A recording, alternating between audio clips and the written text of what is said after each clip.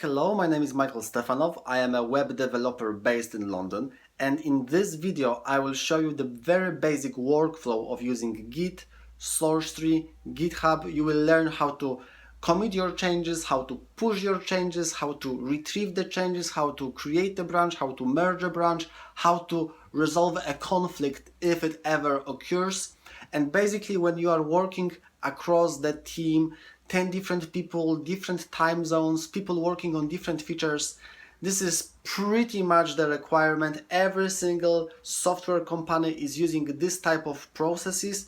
And yes, let's carry on. So I've made some changes to the website, and here I have a software that this file has changed. The red part was removed. The green one is the new additions.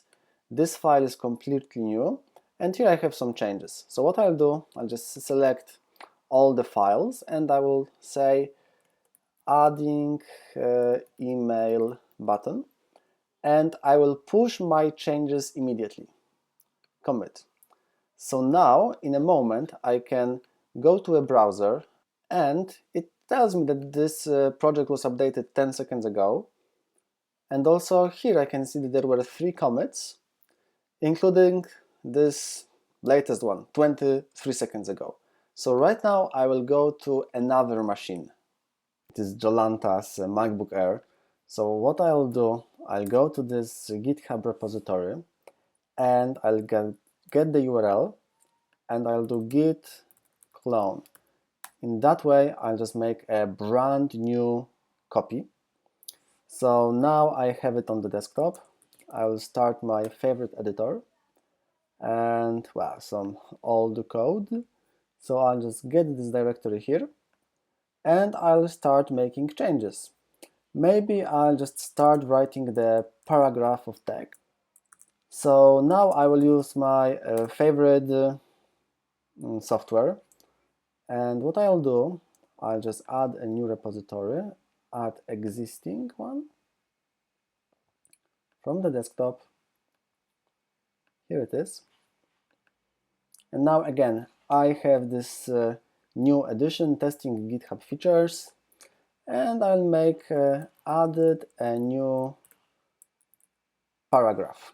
What I could do, I could save my changes locally. So maybe let's do this. And now I will add another paragraph.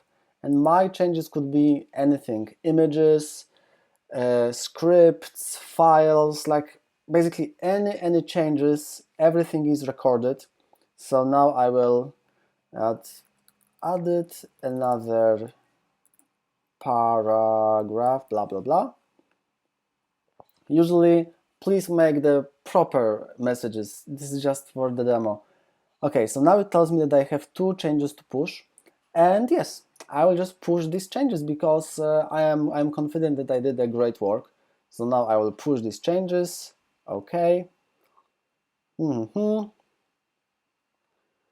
now when I go to my repository and see the commits, it actually tells me that yes, added a new paragraph and added another one. So now I will go back to this another machine.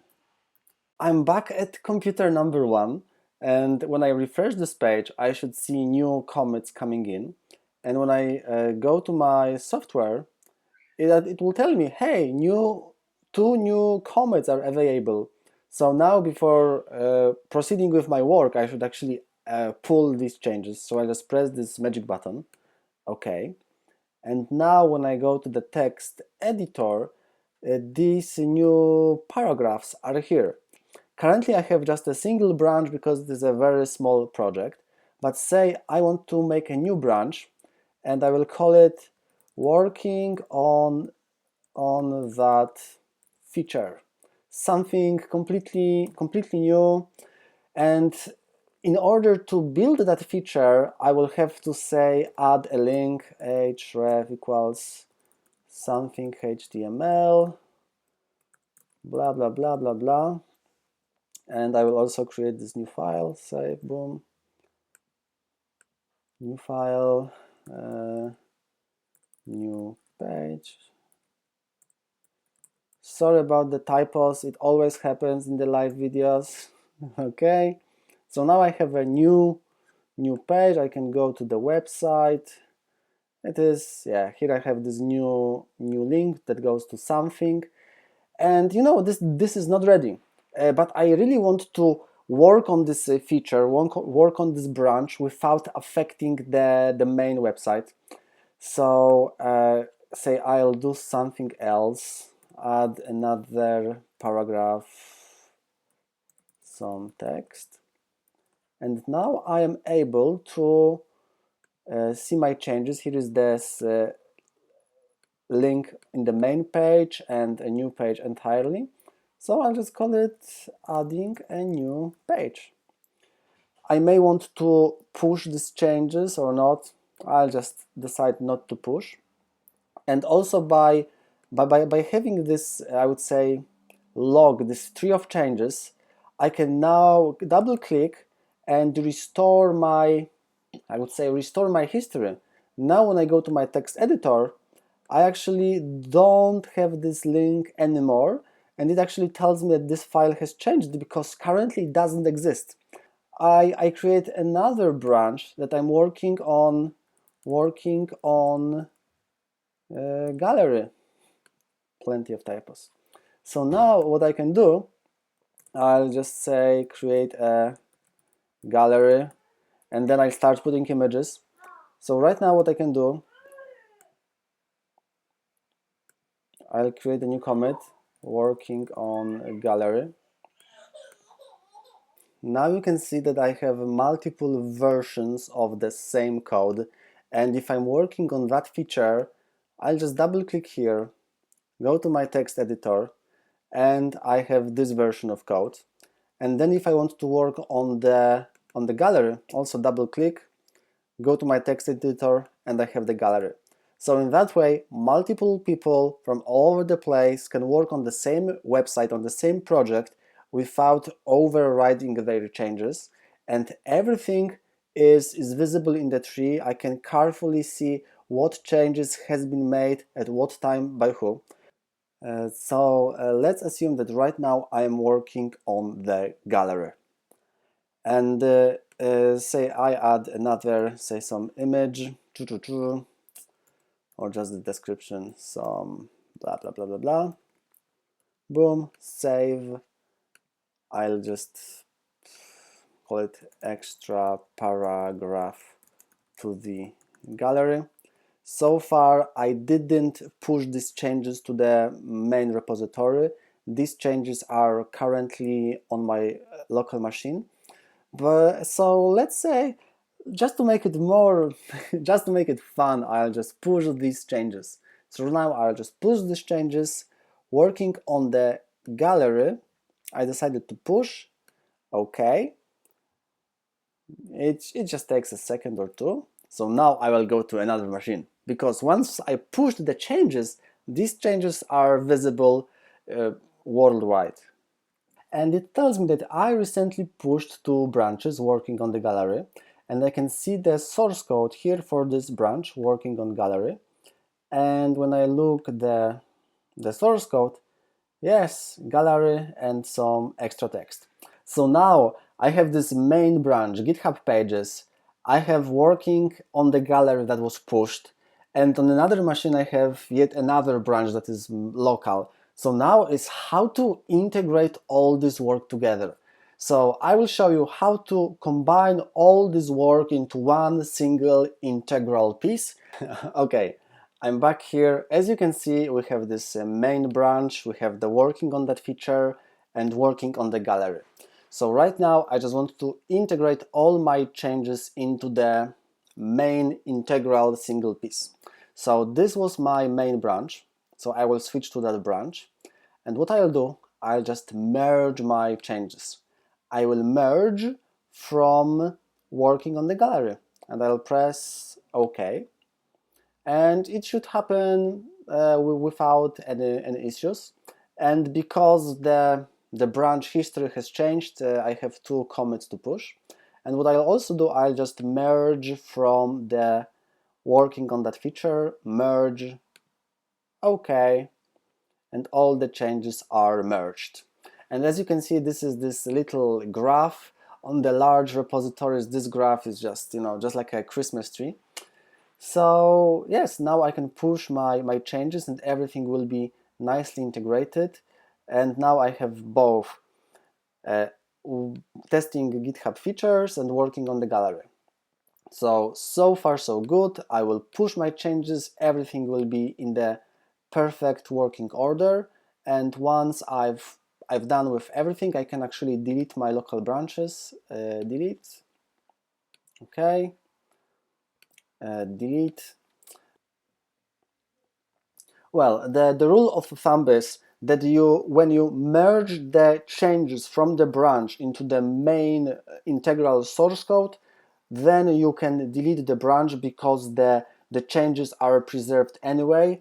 You shouldn't be removing a branch when someone is working on it, but usually you know whether someone else is working with you on the same branch. So right now you know how to edit code, how to create branches, how to merge branches, but sometimes it happens, it is very rare that two people change this exactly same line of code and then the software doesn't know what version should be preserved. So right now I'll just add some question marks and exclamation marks. I'll just add something silly right here.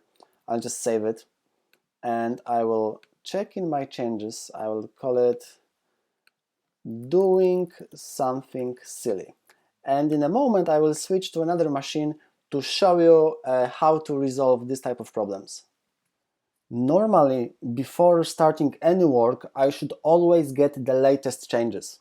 It actually makes sense. If I'm working on something, I don't want to work on the old version of code. But let's say I just woke up, I just want to get something done, I didn't get a pop-up notification that new changes are available. So I actually added the same line of code and I just want to add some underscores and dashes and some $sign. Now I'll save it and I will try to check in the same code. Here I've added some underscores and I'm pretty sure that it will tell me, hey, here is this notification. I should actually get it instantaneously, but sometimes, as you know, real time, it takes a minute or two. So right now when I try to commit this code, it will tell me error. Basically it tells me that I just couldn't figure out because you've edited this line of code, but here is this another version, I don't know what to do. So right now I have this now I have this conflicting situation. It would be so much easier if I just started from pulling the latest changes. This is basically the best practice. Whenever you are starting work, ensure that you are working on the latest version. So let's see how to resolve this situation. I will pull the changes and now it may tell me that I have some conflicts because the same line was edited twice. So right now I can just go to here and I can click, I can go right here. It just added some marks. You see this, here is the one version and here is this version. And I could use some very fancy software with some visual buttons, but because this is a single line, I can just remove these markers. I can just visually inspect these two lines that are conflicting. Okay, I can see that. Okay. I think that I can just take the best of two worlds. Okay. Now it's looking good. Okay, save. And now I will just okay. Merge branch, this conflict, this is just automated. Okay, boom, fantastic. And now once I did this hard work of merging these two files, I can just see the branches. Okay, all done. So let's see on another machine, and I promise this is probably the end of this video because I just wanted to show you that even if this is danger, it's not end of the world. As a reminder, before starting any work, always pull the latest changes. in that way you will avoid this type of situations when different versions are conflicting. Now we have the graph. At any point we can just see exactly what files were changed, by who, at what date. We have also the online interface. I can just go to the GitHub. I can see what is going on. I can see the exact changes, and I can comment on this whole change. I can comment on the individual line. I have a very powerful project management features. I can add a wiki. I can create an issue, say something is not working. I can comment on that. I can label these issues. I really wanted to keep this video short and entertaining and to illustrate the power of these tools. What is really cool about GitHub is that sometimes I'm actually on the train and my client calls me, hey, I need to change my website.